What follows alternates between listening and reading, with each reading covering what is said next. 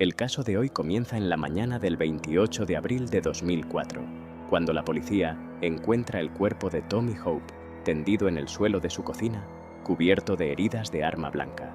Tommy era un consumidor habitual de drogas, que usaba las sustancias para sobrellevar los traumas de su infancia y del tiempo que pasó en el ejército.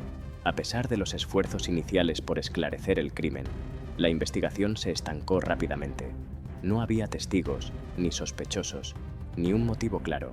El caso permanecería archivado durante más de 9 años, hasta abril de 2013, cuando un pastor llamado Jerry Slay hizo una llamada inesperada a las autoridades solicitando una entrevista formal. Lo que estaba a punto de contar revelaría una década de secretos enterrados. Jerry Slay explicó que Clara Rector, una mujer de su congregación, había comenzado a comportarse de forma extraña. Junto a su esposo Jason y sus 3 hijos, Clara asistía regularmente a la iglesia. El pastor notaba que ella luchaba con problemas emocionales y de adicción, y que él había intentado brindarles apoyo a ambos como pareja. Pero todo cambió una mañana, cuando Clara se acercó a su oficina y, sin rodeos, confesó haber asesinado a un hombre. Según el relato del pastor, Clara le dijo que había recaído en el consumo de drogas y que, tras dejar a su esposo y a sus hijos, se había involucrado con un hombre llamado Tommy, quien vivía detrás de un restaurante de comida rápida. Durante un altercado, dijo que se enojó porque él no quería darle la droga que ella buscaba, y entonces lo apuñaló. Aseguró que no fue bajo los efectos de las drogas, sino que era plenamente consciente de sus actos. Después de cometer el crimen, Clara le contó todo a su esposo Jason, quien consultó a un abogado. Según el pastor, el abogado les recomendó guardar silencio, pues la carga de la prueba recaía en la policía. Desde entonces, la familia había decidido no hablar del tema. Lo que motivó al pastor a contactar a las autoridades no fue solo la confesión de Clara, sino una serie de comportamientos cada vez más preocupantes. Clara comenzó a dejarle notas en su escritorio, algunas relacionadas con preguntas bíblicas, pero con un tono que a él le resultaba inquietante. En una ocasión, encontró una nota pegada a la puerta de su auto a las 4 de la mañana, mientras se preparaba para ir de caza. Con el tiempo, las notas fueron tomando un tono más personal y hasta romántico. Clara le había contado que, después del asesinato, fue a casa cubierta de sangre y que ella y Jason quemaron su ropa en un barril. No recordaba con claridad si ambos habían regresado juntos al lugar del crimen, pero creía firmemente que sí. El pastor describió a Clara como una mujer emocionalmente inestable, con una conducta infantil que a veces actuaba como si tuviera 15 años. Comentó que la amenaza fue el punto de quiebre. No sabía con exactitud a qué se refería Clara al decir que lo destruiría, pero creía que apuntaba a arruinar su reputación, posiblemente inventando acusaciones falsas. Lo que más le angustiaba era la posibilidad de que Clara, en una nueva crisis, pudiera volver a matar a alguien, y él, habiendo callado, cargar con la culpa. Finalmente, decidió que era momento de hablar. Well, I'm the pastor at Campbell Bible Baptist Church, okay. And Clara and her husband Jason, her 3 children, are members there.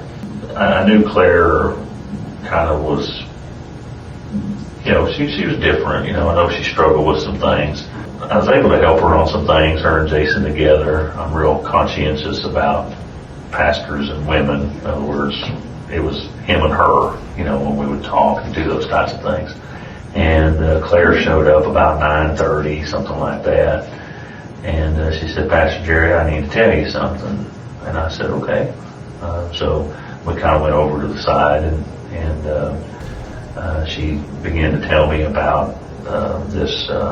She told me his name. I know it's Tommy Holt now, but I don't remember if that's the name she used. But, okay. But she did talk about where he lived behind where Taco Bell, that area is. And anyway, she said that she had, you know, got on drugs again. She's had substance abuse problems and put in with this guy and you know, left her husband and kids and all these things. And then she just was telling me these things and then she just kind of stopped and put her head down and she said, and I killed him. Just kind of matter of factly. And I said, what do you mean you killed him? she said, I stabbed him. I didn't really know what to say. I don't remember exactly what I said. It was 4th of July. She said, and I know that it wasn't the drugs. She said, I knew what I was doing. I was mad because he wouldn't give me the drugs that I wanted, and I killed him. And Jason said, we went and saw the lawyer. He said that we don't have to say anything, that the burden proves police, so we just kind of need to forget about it. And I was like, I said, what? And Claire, she was sitting on the pastor's side. She said, "No, Pastor Jerry, if you feel like you need to do what you got to do, you go ahead. We won't be." I always felt like she was wanting to, but her family was holding her back. El pastor fue liberado sin cargos, a pesar de haber ocultado la confesión del crimen durante años. No pasó mucho tiempo, hasta que la policía localizó y detuvo a Clara. Para evitar que pidiera un abogado, los detectives utilizaron una estrategia común en este tipo de casos. Le informaron que estaba siendo investigada únicamente por el incidente con el pastor, sin mencionar el asesinato. Esta táctica se emplea para engañar al sospechoso y lograr que renuncie voluntariamente a sus derechos legales. Si Clara hubiese sabido que era interrogada por un homicidio, probablemente habría solicitado un abogado de inmediato. Durante su interrogatorio, Clara intentó minimizar la situación. Dijo que el contenido del cuaderno era simplemente una fantasía que había escrito para expresar sus sentimientos, y que no tenía intención de actuar en base a eso. Afirmó que solo quería que el pastor entendiera que jamás haría nada inapropiado, y que lo admiraba. Cuando se le preguntó sobre la amenaza, negó haber querido intimidar al pastor. Dijo que su frase fue: "Si cuentas lo que escribí, pagarás con la punta de mi lápiz". Según ella, lo único que pretendía era compartir el texto con más personas si él tergiversaba lo que había leído. Insistió en que el cuaderno era para él y que no deseaba que nadie más lo viera, pero que si no podía manejar la verdad, entonces no debía haberlo leído. Clara no entendía por qué estaba siendo detenida. Alegaba que todo era una exageración y que el pastor era un cobarde. Aunque reconocía que algunas partes del cuaderno eran reales y otras ficticias, seguía negando haber cometido algún crimen. Pero para los detectives, la amenaza, el intento de manipulación y los detalles sobre la destrucción de pruebas ya eran motivos suficientes para ir mucho más allá de lo que Clara imaginaba. Cuando los detectives siguieron indagando sobre el contenido del cuaderno y la amenaza, Clara intentó justificar sus palabras diciendo que no eran una amenaza real. Insistió en que nadie más había leído el libro y que simplemente no quería que el pastor compartiera su contenido con otros. Of what was in it, understand that it was a fantasy. We know that that's the way you explained it to the pastor, that it's fantasy, that we don't know if it was a crush or if it was just a simple fantasy, but you did take the opportunity to write some stuff down and gave it to him and that sort of thing. I had feelings for him that I wasn't going to act on, and I knew that it was wrong to have them, and I couldn't explain it to him any other way. So I just wrote it in a story, and I wanted him to know that I would never do that. The man didn't trust me, and I just wanted him to be able to understand where I was coming from, and that I wouldn't, that's how I felt, but I would never do anything about it, and that's all I wrote. Okay. We're just trying to understand what your intentions were ultimately, because like I said, the man's frightened. You kind of frightened him. I just wanted him to know how I was feeling, and so that he wouldn't be scared to help me, because he's so worried about his image that he won't even come and visit and pray with us or help us. And so I just wanted to tell him how I felt before I left. I never threatened him. Claire, I never hurt the man. Did you tell him when I think he called you, it seems like he said he called you. His wife called me. And said, I think he told me that he didn't want you to come back to church or that something about the book was inappropriate. Yeah. And then you said something about, I'll ruin you. No, You say, what was it that you said that triggered him? All I said, if you tell a bunch of people what I said in that book, Okay. then I will make you pay with the tip of my pencil. And all I meant was that I'll let other people read that book. That's all I meant. All I meant was I will... But I didn't want to let anyone else read my book except Pastor Jerry because it was about him. And if he couldn't handle the truth about that, then I wasn't going to write at all. And he couldn't handle it. Now I'm in jail. I didn't mean it. It was partly true and partly made up. It was just a story. I don't understand why I'm in jail for this long. Why I didn't mean to make him feel scared. I was trying to tell him that I wouldn't. That he didn't need to be scared of me. He's a chicken, you know. He's a kind of a wimpy guy. He calls the police for anything. I can't remember the exact threat. You say it again, what you told him. I said, if you tell anybody what I wrote, I'll make you pay with the tip of my pencil. Okay. Because I didn't let anybody else read it. And I told him that nobody's read it except me and you. Okay. And so it's not really a threat to him what's in the book. If it's something that is only between me and him and nobody else even knows about it, how is that threatening? So I didn't want him to go telling everybody about it. I didn't know he was going to get so upset. There's nothing worse in my book than what's in the Bible. There's nothing worse in what I wrote than what's in the Bible. He told me in there that I'm going to prison for like 4 years because of this, and I didn't know that I was doing anything wrong. He kind of inferred, Claire, that you'd, like in the past, that you'd had a drug problem. Yeah. Then, yeah. was that a long time ago, or was that? Oh, it's pretty much been pretty consistent. Los agentes aprovecharon el momento para preguntarle por su historial de drogas. Clara admitió que había tenido problemas de adicción durante años, pasando por metanfetamina, cocaína, analgésicos y cualquier sustancia que pudiera conseguir. Aunque dijo haber mejorado por un tiempo, reconoció haber recaído recientemente. Fue entonces cuando los detectives decidieron revelar el verdadero motivo por el que la estaban entrevistando. Le explicaron que no solo tenían el testimonio del pastor, sino otras piezas clave que llevaban años reuniéndose. La reacción de Clara fue inmediata. Su expresión cambió por completo y empezó a mostrar claros signos de preocupación.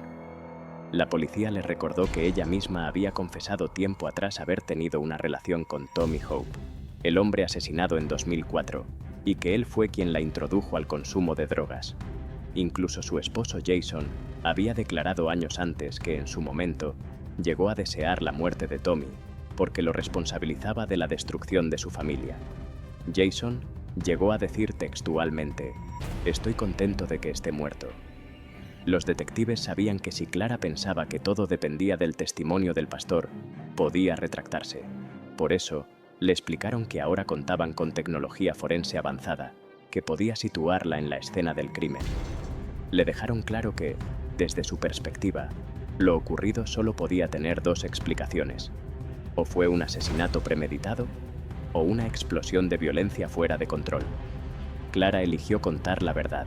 Explicó que aquella noche, Tommy la había invitado a drogarse, diciéndole que volviera más tarde. Clara se escapó de su casa en plena madrugada, porque quería consumir cocaína.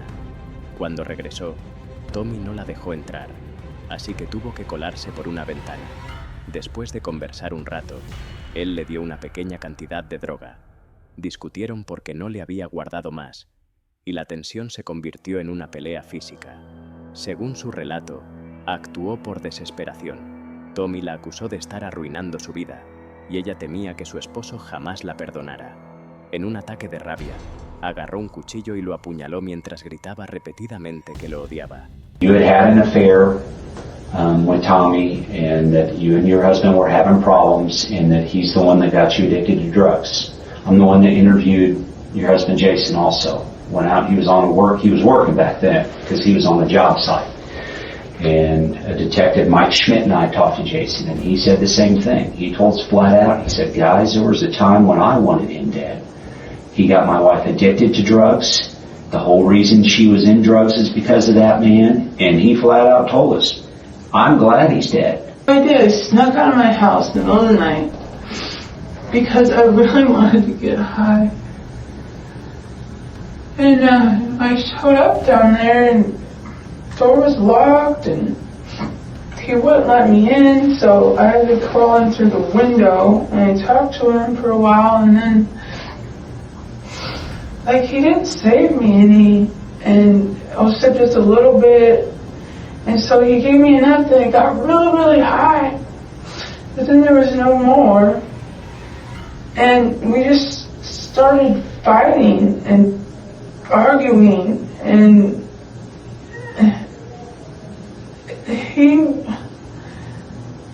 he was going to ruin my life. And I thought that the only way that I could get my husband to not be mad at me for sneaking out and doing drugs and going back to Tom's, I couldn't see any other way out. I was desperate. All I wanted to do, I wanted to be free from it. Okay. And we just started fighting, and I just grabbed the first thing that I saw and tripped on his back and started fighting with him, screaming at him that I hate you, I hate you, I hate you. And then all of a sudden he just fell over. At first he was walking around and he's like, he went to the bathroom and he looked at his neck and he grabbed my arms and he made me throw the knife out. And I thought, you're going to be okay. And then he just fell over and I just kind of sat there. I'm like, what the hell just happened? And I didn't know what to do, so I just grabbed the knife and then I grabbed his wallet because I thought it'd make it, I didn't want to get in trouble. Yeah. So I just jumped out the window and I ran. I knew I did something wrong. And I knew I was going to get in trouble, but then Jason, I told him what happened and He didn't want you to get in trouble. he didn't want me to get in trouble and I don't want him to get in trouble. We got kids, Yeah. Well, that's And why so you need to tell the truth. I burned my clothes and I used a grinder and ground up the knife so it was gone. And I just waited. Okay. And he didn't turn me in. Because he didn't want Tommy to ruin my life too, forever, and his and my kids. You can understand that, though. And I know I deserve to go to jail. Los detectives reconocieron que Clara estaba diciendo la verdad, al menos en parte, pero también le explicaron que, para proteger legalmente a Jason, era necesario que ella no ocultara ningún detalle. Jason aún debía ser interrogado nuevamente. Clara insistía, yo lo hice, solo yo. Él solo me ayudó después porque me amaba y no quería que me hundiera. Clara confesó que sus padres la llevaron a ver a un abogado, quien le aconsejó guardar silencio. Pero ahora, sin dinero para contratar defensa, sabía que su destino estaba sellado. Lo que más repetía era que sentía que todo había sido inevitable, que estaba perdiendo la cabeza y que esta serie de eventos, el cuaderno, el pastor, la entrevista policial, era, en sus palabras, una señal de Dios para que finalmente se enfrentara a sus actos. Clara confesó que solía escaparse de la casa que compartía con su esposo y sus 3 hijos para consumir drogas con Tommy. Aquella noche, tras una fuerte discusión y bajo los efectos de la cocaína, lo apuñaló y huyó de la escena. Al llegar a casa, le contó todo a Jason, su esposo, quien la ayudó a deshacerse de su ropa y del arma homicida. Los detectives buscaron aclarar algunos detalles sobre esa noche. Clara explicó que ella misma había dejado previamente abierta una ventana del dormitorio para poder colarse sin que Tommy lo supiera. Dijo que usaron agujas para drogarse en la cocina, específicamente sobre una tabla de cortar junto al fregadero. Según su relato, cuando se quedaron sin droga, Tommy no quiso darle más, lo que generó una intensa discusión. Aseguró que no tenía intención de hacerle daño, pero que la desesperación y el estado en que se encontraba la llevaron a atacar. Dijo que Tommy la amenazó con contarle todo a su esposo, incluyendo acusaciones de robo de dinero y pastillas. El primer ataque fue directo al cuello. Clara describió que tomó un cuchillo grande de cocina con mango de madera, muy parecido a los que tenía en su propia casa, y lo atacó por la espalda mientras él estaba en el congelador. Al ver que Tommy aún se movía y creyó que podría contraatacar, lo apuñaló varias veces más hasta que colapsó. Según ella, en ese momento le gritaba que lo odiaba. Luego de asesinarlo, tomó el cuchillo y su billetera, no para robarlo desde un inicio, sino como un impulso posterior al crimen. En la cartera había un cheque y unos pocos cientos de dólares, que Clara planeaba usar para conseguir más droga. Escapó por la ventana y corrió hasta su coche, todavía en shock.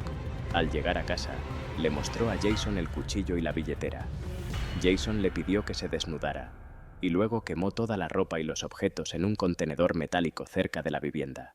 Aunque Clara no supo exactamente qué hizo su esposo con el cuchillo, explicó que él salió poco después y no volvió a hablar del tema. Antes de terminar el interrogatorio, el detective quiso saber por qué, después de casi una década, Clara decidió confesar el crimen a su pastor. Ella explicó que desde el principio, cada 3 o 4 meses, le pedía a Jason que le permitiera decir la verdad, pero él siempre se negaba.